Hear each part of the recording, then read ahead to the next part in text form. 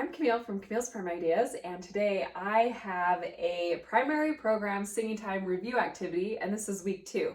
So I'll link week 1 below in case you missed that, but this is week 2. Now what I'm about to show you can be used on its own. You don't need to do these in consecutive order. That's the beauty of this format. So I really love that they can just be used individually or collectively. So do what's best for your primary. Okay, that said, hopefully you're familiar, if you saw it, Stories of Jesus, New Testament Singing Time Review. This is what we are using this year to review for our primary programs for the New Testament. So last week, it was Scenes by the Wayside, and we worked on the words. So this week, we'll be working on dynamics using Tales of the Sea. And I think if I have to pick a favorite week, I don't know, they're all my favorite, but I really love this week. I think it's going to be a blast. So the kids are going to absolutely love the activities that I'll show you. I'm getting ahead of myself. So anyway, Tales of the Sea. So this one, if you can see it, these are just kind of like the summary page, where this just is a broad overview of what we're going to be doing for our activity. So Tales of the Sea. Christ arose and calmed the winds and waves with his power, saying, "Peace, be still." And I love that image. All the images are from Susan Fitch. She does such a good job, doesn't she? She makes us all look so good in singing time. Okay, just like Jesus controlled the elements, control aspects of your songs, called dynamics. We're just throwing a little music theory here. By making them louder, softer, breathing at the end of phrases, sitting and standing together. So these are just a few things that we'll be working on. See if you can follow the water cards as you sing each song. Okay, so then you'll just want to hang this on the board. Like that. Okay, so, and we've got 2 more weeks. This is week 2 out of 4 that we'll be putting on the board. So it'll be fun to see them all up there eventually. All right, so then I've got these water cards, and I've tried to find some places in the scriptures, different types of water that is found in the scriptures. They aren't all, but if you can help me, there's a few here when I get to them. I'm not sure if there are, is there a waterfall in the scriptures? Reference to one? I don't know. If you find one, let me know. Okay, so anyway, these are all the water cards, and there's just different types of forms of water that we find, and they're all related back to the dynamics of our song.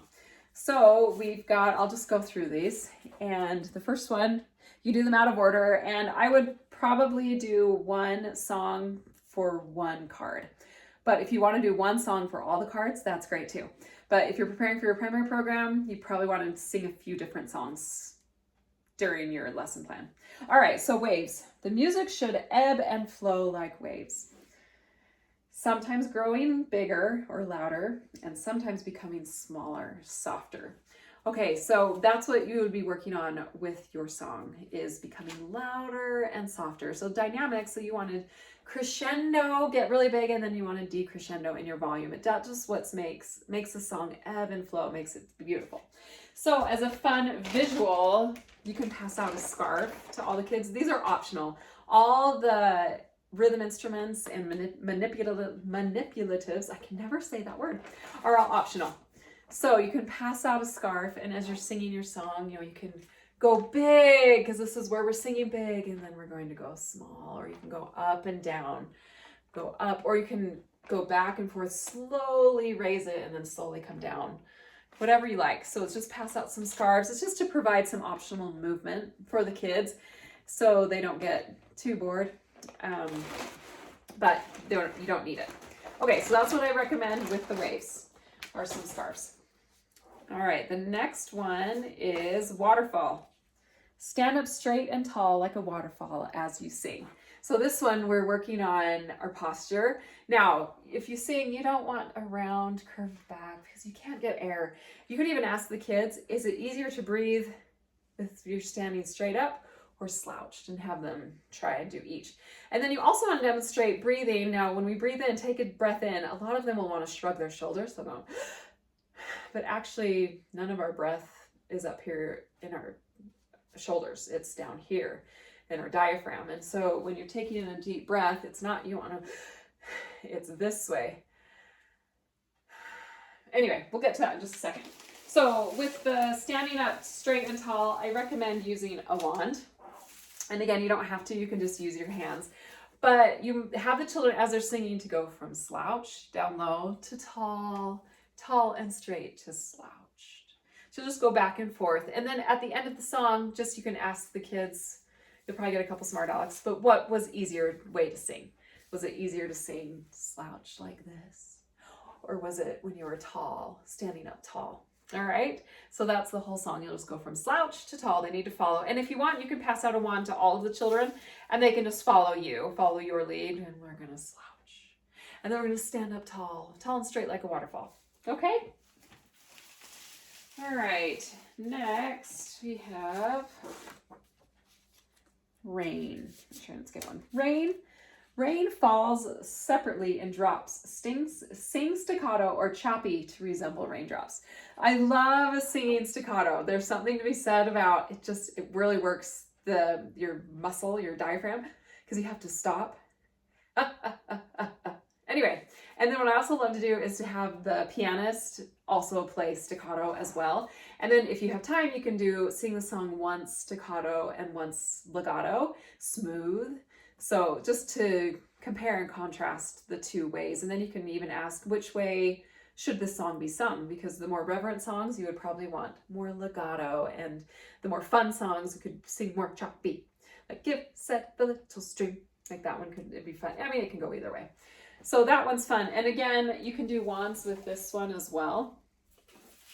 To point, give, set the little string, give, oh, give. Give, oh, give. I don't know why I'm fixated on that song, but anyway, make sure I got, yes, so you can do wands or not. I mean, you can even, if you don't have the wands, have children put their hands on their stomachs like this and see if they can get them to move, because the more staccato, they're going to, because it's involving a lot of breath work. And anyway, as an alternative. Okay, next one is flood. So we all know floods in the scriptures. Open your mouth wide to flood the room with sound as you sing. So when you sing, you want to open your mouths and enunciate, because we can never understand when people mumble. I don't know if any of you have teenagers. I do. I can never understand them. And my husband says I'm going deaf, but maybe that's it. But I think it's just because I have teenagers and they all mumble. And then you throw in braces on top of that. I can't ever hear them. So the key is to open your mouth to project volume. And I have a fun activity with this. This is Tennis Ball Bob. Can you see that? He can open his mouth wide. So if you want, I just created this. It's really easy. I hot glued on some googly eyes and just cut a slit in the tennis ball. So, and if you want to make a few, you can, and then have a couple children up here. But easiest way is to just have the children follow his mouth. So as you're singing, you would just hold it open, and then, or you could be following the children. This is what I'm seeing. Oh, dang. Oh, everyone's got their mouths open. I mean, just whatever, however you want. Or you could just have, if you had a couple kids up front, they could just squeeze and make their tennis ball Bob sing, or tennis ball Barbara, whatever you like. So this guy is super fun. I mean, really, you could just bring this guy in and do 20 minutes of singing time just with him. They'd have a riot. Okay, so that's flood. Flood the room with sound. Okay, a well. This is our next water card. Just like a well requires water, singing requires air. So this is where I was going back with the diaphragm and filling it up. Fill your lungs with air by taking a deep breath before each phrase. Okay, so deep breath. We don't want to shrug our shoulders. We want to fill our diaphragms down here. And there's a great tool to use, if I can find it here. This one, the Hoberman sphere.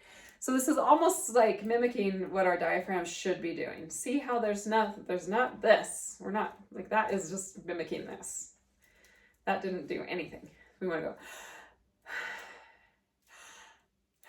So you could, as you're singing your phrases, we would hurry and take a deep breath in. And then as you were singing the phrase, you would gradually close it. And then, So that's one example. This one's really kind of fun. Another one is to use a slinky. It's the same idea if you just happen to have a slinky. And again, if you don't have these manipulatives, I got it. You can just use yourself as a visual, you know, just expand the chest, just like I've been demonstrating here.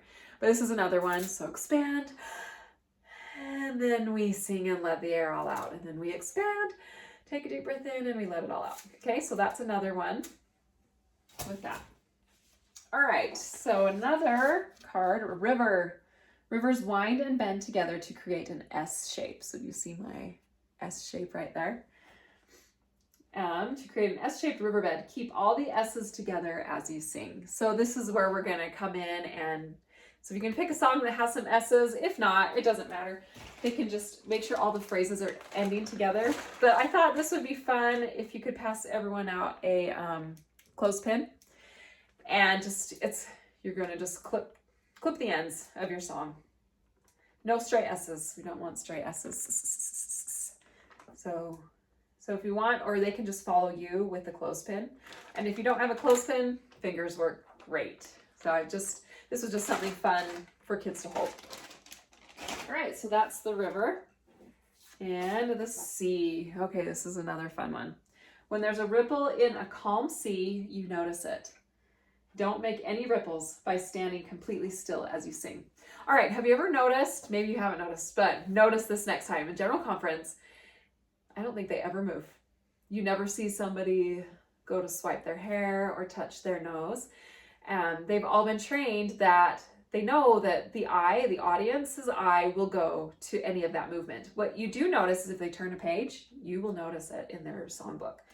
So we want to try to have all the children to hold completely still, practice holding still while we're singing, because we don't want eyes to dart over to who's moving. And come on, let's be honest, the kids are going to move while we sing.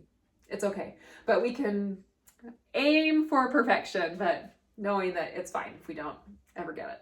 So what I recommend for this is download a motion detector app on your phone, and it'll just set it there while you're singing, and it'll detect any motion, any movement, and then you can go back and watch it, and it'll show you anyone who moved.